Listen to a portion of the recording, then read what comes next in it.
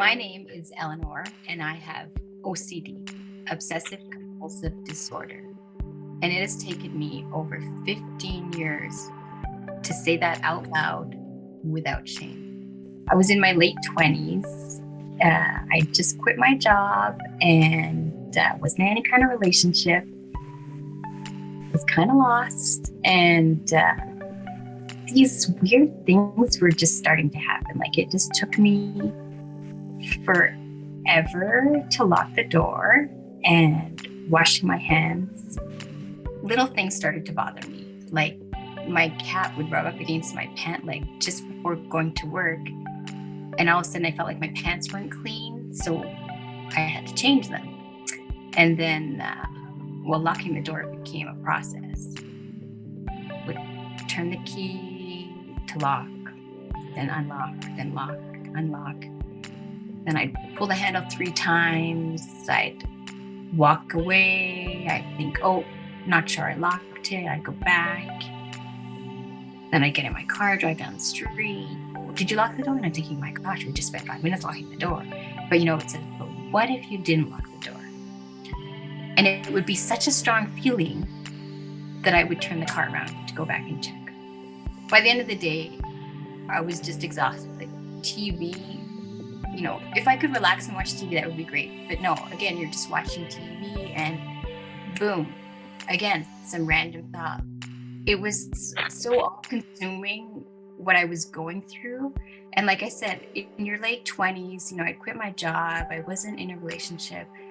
Socially not really going out because one of the biggest questions was when you meet people, what do you do for a living? And that just wasn't really kind of a showstopper when you weren't really doing much at that point, right? And then when your confidence is low, you don't exactly exude high self-esteem. So of course I wasn't probably letting off the best impression, and so you just started to stay home a lot more. And so when you stay home and you're lonely, what do you have? Your thoughts. And trust me, I had enough thoughts in my head. Like I wanted quiet in my head. It was busy. It was very busy. I had this initial sort of exposure to OCD when it all started for me in my late 20s. And then, we had the little ups and downs, but I had my tools that managed it. But I didn't really think too much of it until I had my second pregnancy all planned. All of a sudden, tsunami of obsessive thoughts, followed by these, compulsions, these rituals. And it didn't take long. And the OCD controlled me. It completely controlled me once again. And it continued to. I gave birth. I now have 2 kids. And it was exhausting. It was draining. I started to think, if this is what life is like, then this isn't fun. Nothing about this is fun. And so it was at that moment that I was like, I don't want to do this anymore. Like, I'm ready for help. But it's one thing to say you're ready for help, but getting the help and reaching out is totally different. The online intake form, I visited that website many times. And it was finally one day I was like, that's it, I've had enough. Like, don't get me wrong, I still hovered over that mouse button to do the submit button click. But you know what? As soon as I did, it was a big relief because in a weird way, I had done something to help myself. Okay, nothing had happened yet. I just pushed the click button. Where that went, I don't know, But it was kind of like, I can't go back now. Because as far as I understood, someone was going to be calling me, right? That was sort of the next step in the process. And so I guess I said, okay, well, at that point, if they call and I say, I'm sorry, it's still in my control, but at least I felt like I was moving forward. That was a huge thing. Like something was going to change. I'll never forget this session. It was over 2 hours. I sat there and explained my whole life story. Everything.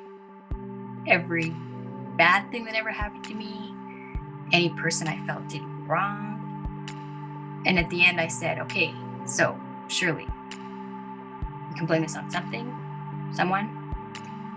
And she cautioned me. She said, don't be looking to blame. She's like, this is just the way your brain works. And I don't know what it was that day, but this time it clicked. I was okay with it. I was ready to accept it. And it was one of my best days ever. It was nice to know that, like, this wasn't just me. This wasn't just like me being totally bizarre. This was something that happens to people.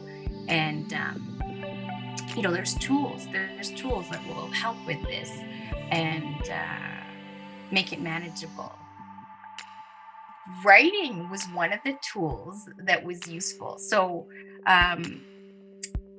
you have all these thoughts in your head.